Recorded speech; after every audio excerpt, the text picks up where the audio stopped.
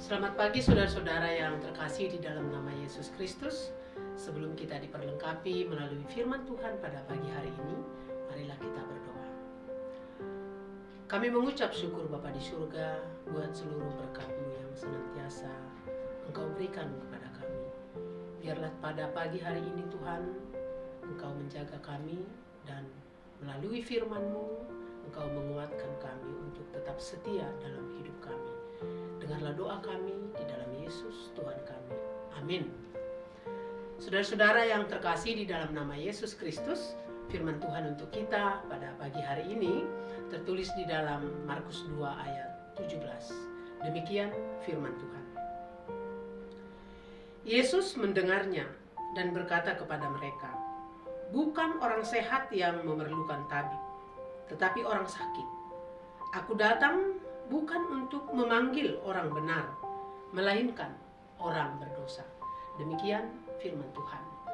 Saudara-saudara, Tuhan Yesus pergi lagi ke pantai Danau Galilea. Istilah pergi lagi itu menunjukkan bahwa Yesus sudah pernah ke pantai itu. Pada waktu itu, Yesus melihat orang banyak berduyun-duyun mengikuti dia. Lalu dari antara orang banyak itu, Yesus memanggil Lewi, seorang pemungut cukai, untuk mengikut dia. Bukan hanya memanggil saja, tetapi Yesus makan bersama dengan para pemungut cukai dan orang berdosa. Ahli-ahli Taurat dari golongan Farisi melihat bahwa Yesus makan dengan pemungut cukai dan orang berdosa. Mereka berkata di antara mereka, "Mengapa Yesus makan bersama-sama dengan pemungut cukai dan orang-orang berdosa?" Lalu Yesus berkata, "Aku datang bukan untuk memanggil orang benar, melainkan orang berdosa." Saudara-saudara, Yesus memproklamirkan bahwa ia datang bukan untuk orang benar, tetapi untuk orang berdosa. Lalu muncul pertanyaan, apakah itu berarti orang benar dan orang baik tidak diterima oleh Yesus? Atau apakah kita harus berbuat dosa terlebih dahulu supaya kita diterima oleh Yesus? Itu adalah pertanyaan yang keliru. Lalu apa artinya bahwa Yesus datang bukan untuk orang benar, tetapi untuk orang berdosa? Yang pertama, karena memang tidak ada orang yang benar. Sebab firman Tuhan mengatakan, semua manusia berdosa dan telah kehilangan kemuliaan Allah. Tertulis di dalam Rom 3 ayat 9-10. Di buku Yesaya disebutkan, dibandingkan dengan kebenaran Allah, kebenaran kita hanya seperti kain kotor di hadapan Allah. Jadi jika kita datang dan hidup dengan kebenaran kita sendiri, sebenarnya kita adalah orang-orang yang sombong rohani, yang hanya mau membanggakan kebenaran kita.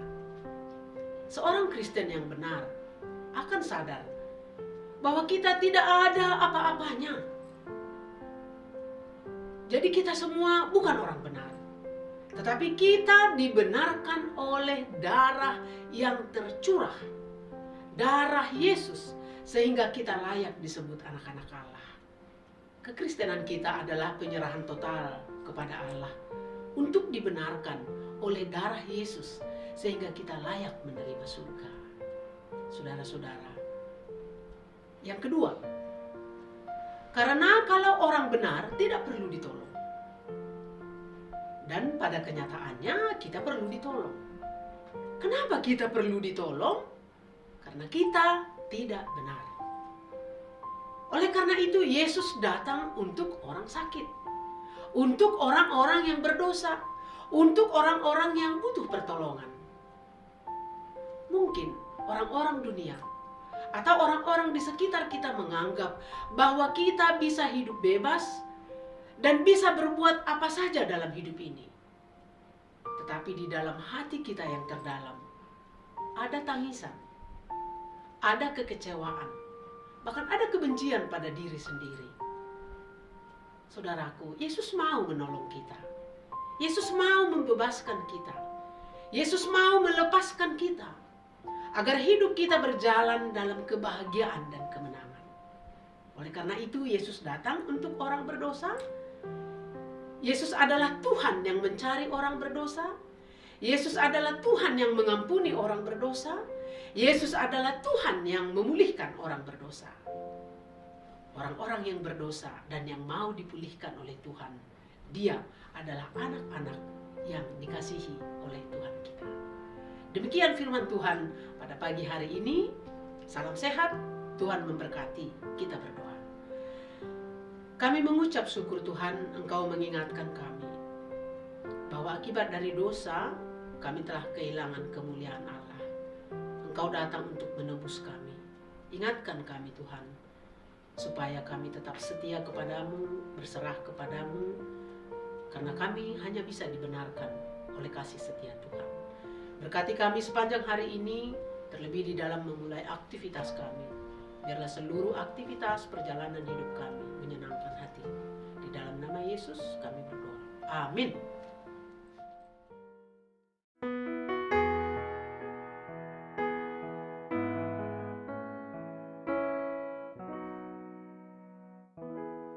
Roh Allah yang hidup penuhiku, Roh Allah yang hidup pulihkanku, turunlah urapan ke atasku, membangkitkan kuasa-Mu, membebaskan hati yang terbelenggu, memulihkan hati mereka yang terluka, serta menjelikan mata yang buta. Jadikan hidupku alat-Mu, dipenuhi urapan baru, menyatakan kebesaran kuasa-Mu, membebaskan hati yang terbelenggu, memulihkan hati mereka yang terluka, serta menjelikan mata yang buta. Jadikan hidupku alat-Mu, dipenuhi urapan baru, menyatakan kebesaran kuasa-Mu. GKPS TV.